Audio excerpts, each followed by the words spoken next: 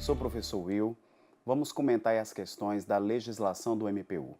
Para você que fez a prova ontem, fique tranquilo em relação ao seguinte sentido. O nível da prova não estava difícil, mas estava cheio de pegadinhas. A nota de corte nesse concurso, pelo que estamos aí recebendo dos nossos alunos que fizeram conosco a preparação, acredito que deve gerar em torno de 75 a 85, mais ou menos essa deve ser a nota de corte. Quanto à legislação, aqueles que foram meus alunos lembram que em sala de aula eu afirmava para vocês que iria cair no mínimo 5 itens, no máximo 10 itens de legislação. E foi exatamente o que o CESP fez aí a apresentação de 10 itens para a prova no cargo de nível médio. As questões foram simples, porém necessitava a condição do domínio pleno do conteúdo pelo candidato. Então vamos analisar as questões. Olha aí a questão 33. O Procurador-Geral de Justiça do Distrito Federal e Territórios, portanto, está fazendo referência ao chefe do Ministério Público do DF. Poderá ser destituído antes do término do seu mandato mediante representação do governador do Distrito Federal e a deliberação da maioria absoluta da Câmara Legislativa. De cara, você já marca errado. Por que marca errado? Você já ia marcar errado por conta de Câmara Legislativa. Porque em nenhum momento da legislação nós fazemos referência à Câmara Legislativa. E aqui no DF, o Procurador-Geral de Justiça do Distrito Federal e Territórios, ele é nomeado pelo Presidente da República, empossado pelo PGR, pelo Procurador-Geral da República. E a necessidade de aprovação, o Procurador-Geral de Justiça do Distrito Federal e Territórios, ele não precisa ser sabatinado pelo Senado. Ele precisa ser destituído. A aprovação da destituição dele, por iniciativa do Presidente da República, é que tem que ser aprovada pelo Senado. Então são coisas totalmente distintas. Então, para ele ingressar no cargo, não existe aprovação do Poder Legislativo. Só existe a necessidade da aprovação do Poder Legislativo se ocorrer a destituição antes do término do mandato por iniciativa do Presidente da República. Então, o item errado, primeiro, que a destituição antes do término do mandato não é representação do governador, e sim do Presidente da República. E segundo, não é da maioria absoluta da Câmara Legislativa, e sim maioria absoluta do Senado Federal. E isso está disposto na própria Constituição, no artigo 128, e corroborado aí na Lei Complementar, no artigo 156. 34. Embora os ministérios públicos, junto aos tribunais de contas, sejam órgãos autônomos e independentes do MPU e dos Ministérios dos Estados, aplicam-se aos seus membros os mesmos direitos, vedações e formas de investidura verdadeiro. O Ministério Público, junto ao Tribunal de Contas, ele também é previsto na Constituição. Só que a Constituição, o que ela faz referência? Ela faz referência que o Ministério Público, nós temos o Ministério Público da União, Ministério Público dos Estados e Ministério Público junto aos Tribunais de Contas. Sendo que ministérios junto aos Tribunais de Contas, eles são regidos por lei orgânica própria, que é a lei orgânica do TCU, a Lei 8443 de 92. Então, as disposições de provimento, vedações, garantias, todas equiparam-se aos membros do Ministério Público, tanto da União quanto dos Estados. Então, item verdadeiro. 35. A Constituição autoriza ao Ministério Público da União exercer a representação judicial da Fundação Nacional do Índio, em casos excepcionais e relacionados à defesa dos direitos das populações indígenas. E aí toma muito cuidado. Representação judicial e extrajudicial, isso é competência da AGU e não do Ministério Público. O Ministério Público, ele tem uma função institucional concorrente, olha só o detalhe, concorrente da preservação e proteção dos direitos e interesses das populações indígenas, e não a representação judicial. Por isso, item falso. porque o Ministério Público não exerce representação judicial. Perfeito? Quem vai fazer isso, a competência é da AGU, da Advocacia Geral da União. 36. O Procurador-Geral da República, nomeado pelo Presidente da República dentre os integrantes do MPU, com mais de 35 anos de idade, após a aprovação de seu nome pela maioria absoluta do Senado, exercerá a chefia do MPU? Verdadeiro. O próprio artigo 128, parágrafo 1º da Constituição traz essa referência. E lembrando que ele não é só chefe do MPU, é chefe do Ministério Público Federal, chefe do Ministério Público Eleitoral, preside o Conselho Nacional do Ministério Público, é membro nato do Colégio de Procuradores, do Conselho Superior do Ministério Público Federal. Então, o PGR, ele se enquadra necessariamente dentro das disposições previstas aqui no item. Verdadeiro. 37. O Procurador-Geral da República, que tenha ingressado na carreira após a promulgação da Constituição Federal, poderá exercer o cargo de Secretário Estadual de Segurança Pública, desde que esteja em disponibilidade.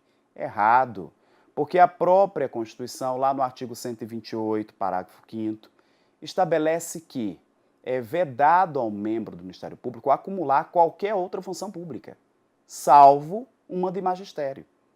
Então, quando falamos aqui em cargo de secretário estadual de segurança pública, é um cargo público. Por essa razão, enquadra-se nas vedações previstas na Constituição. Então, o procurador-geral não pode ocupar esse cargo, salvo se fosse de magistério, ele poderia. Agora, esse cargo expresso aqui no item não pode em hipótese nenhuma. Então, o item errado. 38. Aos membros do MP é garantida constitucionalmente a vitaliciedade após 2 anos de exercício no cargo, ressalvada a perda do cargo por sentença judicial transitada em julgado. Verdadeiro. Transcrição literal do artigo 128, parágrafo 5º, inciso 1º, letra A. 39. Uma das garantias estabelecidas pela Constituição aos membros do MP é a inamovibilidade absoluta. Errado, porque, como regra, os membros do Ministério Público serão inamovíveis, salvo interesse público ou mediante requerimento.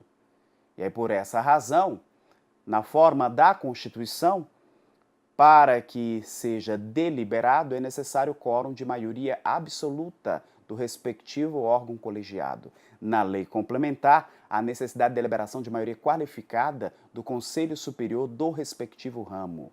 Então, por essa razão, o item está errado, porque não é absoluta, ela é relativa. Nós temos o interesse público, nós temos a possibilidade também de requerimento do próprio membro do Ministério Público. 40. Compete ao Conselho Nacional do Ministério Público apreciar de ofício ou mediante provocação a legalidade dos atos funcionais e administrativos praticados por membros do Ministério Público e dos Ministérios Públicos dos Estados, podendo revê-los, fixando prazo para a adoção das providências necessárias à sua correção ou, se for o caso, desconstituí-los. Verdadeiro. Transcrição do artigo 137, parágrafo 2º e, na verdade, do 130A, parágrafo 2º, inciso 2º da Constituição Federal, que é exatamente a competência regulatória de quem? Do Conselho Nacional do Ministério Público. 41.